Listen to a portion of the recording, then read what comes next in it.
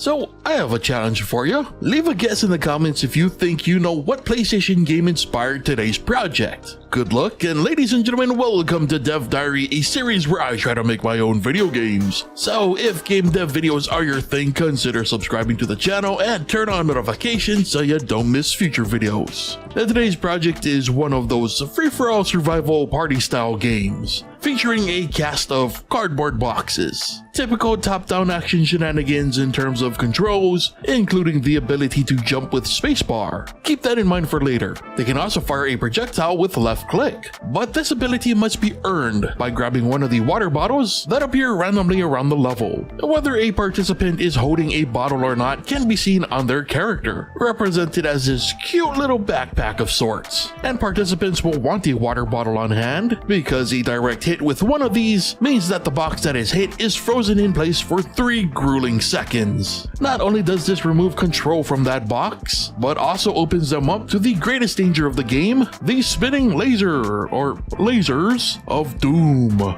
And doom it is, because these are a one-hit KO type of laser. And indeed, in order to avoid these lasers, our boxy heroes must jump at just the right time, which is, pretty difficult to do when you're encased in ice. So yeah, the last cardboard box standing wins. Speaking of which, don't be the last one to know that if you enjoy the content, supporting me on Patreon is the best way to help me keep making it, and doing so can get you access to exclusive content and downloads, and even early access to the weekly Dev Diary videos before they're released on YouTube. Now currently, the game handles up to 10 participants before things get a bit too chaotic, but because I am a lonely dev without 10 friends to play this with, we needed some formidable CPU opponents. And you know what? It was surprisingly tricky to get the CPU to jump over an angled line. Initially, I tried to use some trigonometry to figure out a predictive angle to indicate an incoming laser. Then I realized I was way out of my depth with the math on this one, so instead the lasers work with 2 masks. The first is a warning mask that is thicker than the actual laser. This gives the CPU a heads up that the laser is near. But funny enough, even with this warning, the CPU is just as likely to make a mistake